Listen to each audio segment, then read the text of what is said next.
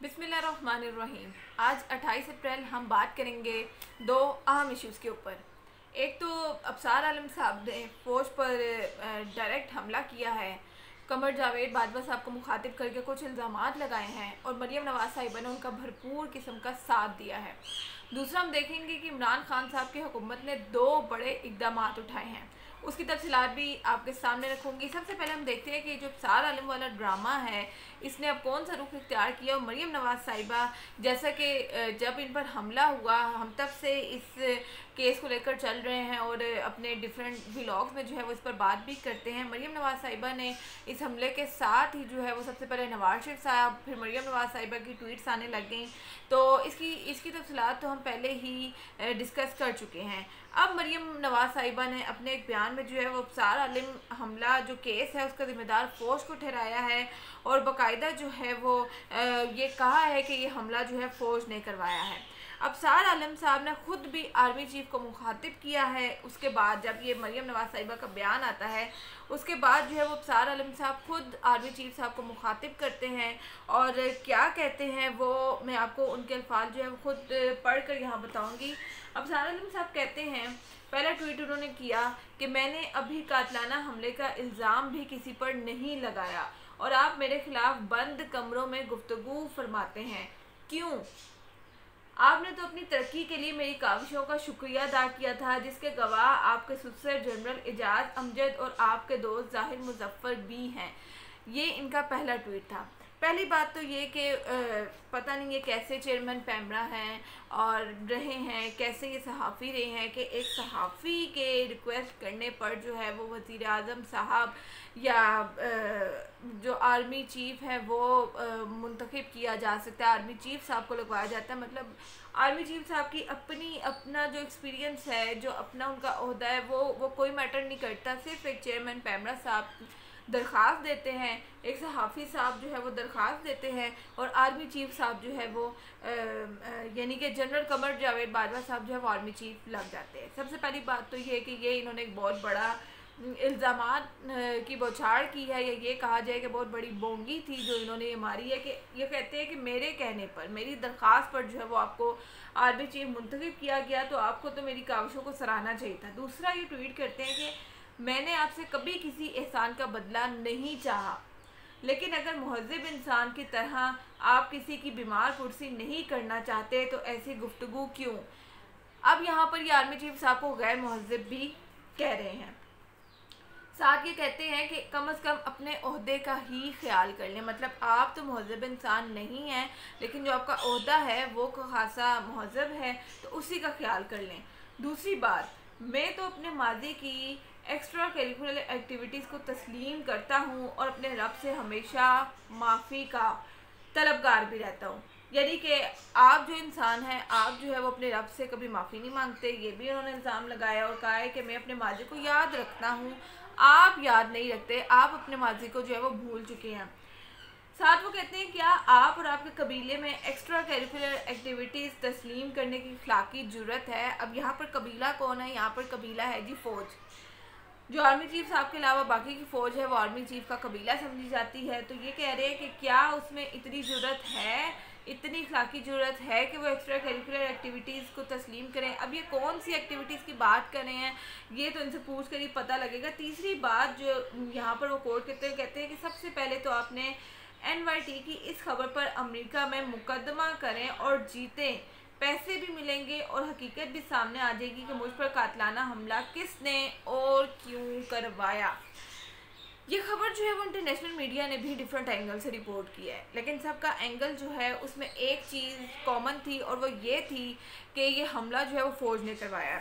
आपको याद हो कि कल जो है वो मैंने एडवोकेट अब्दुल गफ़ार साहब के साथ एक तफसीलन व्लॉग किया था और उसमें ये जिक्र किया था कि किस तरह से आर्मी चीफ साहब ने अपनी एक मीटिंग में हामिद मीर साहब का मुंह तोड़ा है और उनको ये कहा है कि अब आप कौम के सामने सच रखें कि आपने जो इल्ज़ाम लगाया ISI के साबिक अफसर पर कि उन्होंने आप पर हमला करवाया, तो अब ज़रा आप कौम के सामने सच रखें। लेकिन हामिद मीर साहब जो है वो लाजवाब हो जाते हैं और एज़ यूजुअल उनके पास कोई जवाब नहीं होता और हैंगी बैंगी मारते हैं कि 5 साल पहले जो है वो ये हमला हुआ था और अब तो याद भी नहीं है या अब इस पर FIR कटवाने का क्या फ़ायदा। अब ये दूसरा जो है वो हमला हुआ है आर्मी चीफ साहब पे डायरेक्ट, जिसमें जो है वो इंटरनेशनल मीडिया भी इन्वॉल्व हो गया है। और मेरे नज़दीक जो क्लेम इन्होंने अब किया है आर्मी चीफ के ऊपर कि एक तो उन्होंने उनको लगवाया है, पहली बात तो ये, दूसरा ये अब अपना एहसान गिनवा रहे हैं।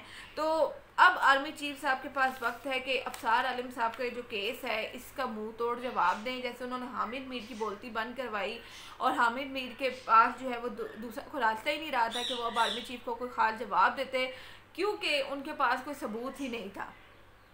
तो यहाँ पर जो है अब ये फ़ौज का किरदार आ जाता है कि अपने ऊपर लगे हुए जो इल्ज़ामात हैं उनको ख़त्म करवाएं, क्योंकि मरीम नवाज़ साहिबा, नवाज शरीफ साहब सारे ही जो है वो उनके ऊपर जो है वो डायरेक्ट अटैक कर रहे हैं। अब ज़रा आ जाते हैं कि वज़ीर आज़म साहब के दो बड़े इक़दाम कौन से हैं जो उन्होंने उठाए हैं, इस पर बात करते हैं। कि जहांगीर तरीन साहब ने, आपको याद हो, एक ग्रुप बनाया था जो हुकूमत को ब्लैकमेल कर रहे थे। उस ग्रुप ने बाकायदा कैंपेन चलाई थी कि जहांगीर तरीन साहब और उनके बेटे के साथ जो है वो नाइंसाफ़ी हो रही है, क्योंकि तहरीक इंसाफ की हुकूमत है और जहांगीर तरीन साहब ने ये पार्टी बनाई है। इसमें जितने भी, अगर आज इनकी हुकूमत कायम है तो वो जहांगीर तरीन साहब की वजह से कायम है, तो उनको इंसाफ मिले। इमरान खान ने कोशिश की कि अहम अरकान पर मबनी जो है वो एक कमेटी बनाई जाए जो इस ग्रुप से मुलाकात करे और उनके तहफ़्फ़ुज़ात जो भी हैं, जो भी वो हुकूमत को ब्लैकमेल करना चाह रहे हैं, इल्ज़ामात लगा रहे हैं, वो तहफ़्फ़ुज़ात दूर किए जाएँ। पहले जो है वो इस ग्रुप ने मिलने से इनकार कर दिया, फिर इमरान खान साहब ने जो है वो मिलने से इनकार कर दिया। अब ज़राए के मुताबिक जो है वो एक अहम शख्सियत है, उनके कहने पर वज़ीर-ए-आज़म इमरान खान साहब ने मिलने के लिए जो है वो रज़ामंद हुए हैं और अब कहीं जाकर जो है वो ये मुलाकात तय पाई। और कल जब ये मुलाकात हुई तो इस ग्रुप ने अपने कुछ मुतालबात वज़ीर-ए-आज़म इमरान खान साहब के सामने रखे। उसमें एक मुतालबा ये था कि आप जजिस पर मुश्तमिल एक कमीशन बनाएं और तहकीक करवा लें, लेकिन वज़ीर-ए-आज़म साहब ने जो है वो ये मुतालबा मानने से साफ इनकार कर दिया। और दूसरा मुतालबा फिर उन्होंने ये किया कि शहजाद अकबर साहब को इस इन्वेस्टिगेशन से हटाएं। इमरान खान साहब ने ये मुतालबा मानने से भी इनकार कर दिया, क्योंकि ये जो शुगर स्कैंडल है ये पूरे का पूरा, इसमें जितने भी लोग मुलविस हैं, जितने भी बाकी लोग इसके साथ जुड़े हैं, उसकी तहकीक भी शहजाद अकबर साहब कर रहे हैं। तो ये पॉसिबल ही नहीं है कि शहजाद अकबर साहब बाकी लोगों को देखें और अकेले जहांगीर तरीन साहब का जो मुकदमा है वो कोई और देखें। वज़ीर-ए-आज़म साहब ने इस ग्रुप को ये कहकर जो है वो एतमाद में लिया कि आप मुझ पर एतमाद रखें, मैं आपके साथ कोई नाइंसाफ़ी नहीं होने दूंगा। और फिर जो है वो ये मीटिंग ख़त्म हो जाती है। वज़ीर-ए-आज़म साहब ने सेनेटर अली ज़फ़र साहब को इस मामले को देखने का हुक्म भी दिया, जिसके बाद वो मज़कूरा अरकान पार्लियामेंट को इस बारे में आगाह भी करेंगे। और ये वो सारा मामला था जिस पर अपोजिशन ने शोर मचाया हुआ था कि हुकूमत घर जाने वाली है, हामियों ने जो है वो इत्तेहादियों ने साथ छोड़ दिया है और इमरान खान के गिने चुने दिन रह गए हैं। तो ये वो ख़बर थी जो मैंने आपके साथ शेयर करनी थी। फिर यह है कि इमरान खान साहब ने साबित कर दिया कि वो ब्लैकमेल होने वालों में से नहीं है। अब आ जाते हैं जो हुकूमत ने दूसरा इक़दाम उठाया, और वो ये है कि 90 से ज़ायद सीनियर तरीन अफसरान को घर भेजने की तैयारी की जा रही है। आपको मालूम है कि हमेशा ब्यूरोक्रेसी पर जो है वो ख़ासी तनकीद होती है और ये कहा जाता है कि ब्यूरोक्रेसी अगर अपना काम सही से करेगी तो पाकिस्तान का जो पूरे का पूरा निज़ाम है वही ठीक हो जाएगा, क्योंकि हुकूमतें बदल जाती हैं लेकिन ये जो ब्यूरोक्रेट्स हैं ये अपनी मुद्दत पूरी किए बगैर जो है वो घर नहीं जाते और मुद्दत मुलाजमत पूरी करते हैं, फिर जो है वो ये ब्यूरोक्रेट्स घर जाते हैं। तो और जो सिस्टम है वो बेसिकली ब्यूरोक्रेट्स ने ही चलाना होता है। इस्टेब्लिशमेंट डिवीज़न ने एक मीटिंग की है और 1300 अफराद की स्क्रूटनी की गई है, उनको चेक किया गया है कि काम करने वाले ब्यूरोक्रेट्स कौन से हैं और नाअहल नखटू जो ब्यूरोक्रेट्स हैं वो कौन से हैं।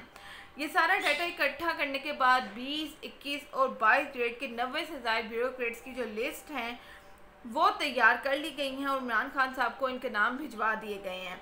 अब जो है वो उनको सुनवाई का मौका दिया जाएगा और फिर घर भेजा जाएगा जो इनमें से जिसकी तहकीक होगी और पता लगेगा कि वो काम सही नहीं कर। आपको याद हो कि कुछ अर्सा पहले जो है वो हमने एहसन इकबाल ने जो धमकी लगाई थी ब्यूरोक्रेट्स को, पंजाब के ब्यूरोक्रेट्स को, कि हम जो है वो एक लिस्ट बना रहे हैं और हम चेक करेंगे कि कौन जो है वो तहरीक इंसाफ के लिए काम कर रहा है और कौन हमारे साथ है, और जब हमारी हुकूमत आएगी तो हम आपको भरपूर किस्म का जवाब देंगे। तो ये वो ब्यूरोक्रेट्स हैं जो कि नून लीग के लिए अभी तक काम करें और हुकूमत के लिए उन्होंने कोई काम नहीं किया, और इस बारे में जो है वो हम तफसीलन व्लॉग पहले भी कर चुके हैं। जो भी अपडेट होगी वो आपके सामने ज़रूर रखूँगी, और अभी तक के लिए इतना ही। वीडियो पसंद आई हो तो कमेंट्स में अपनी राय का इज़हार ज़रूर कीजिएगा। शुक्रिया।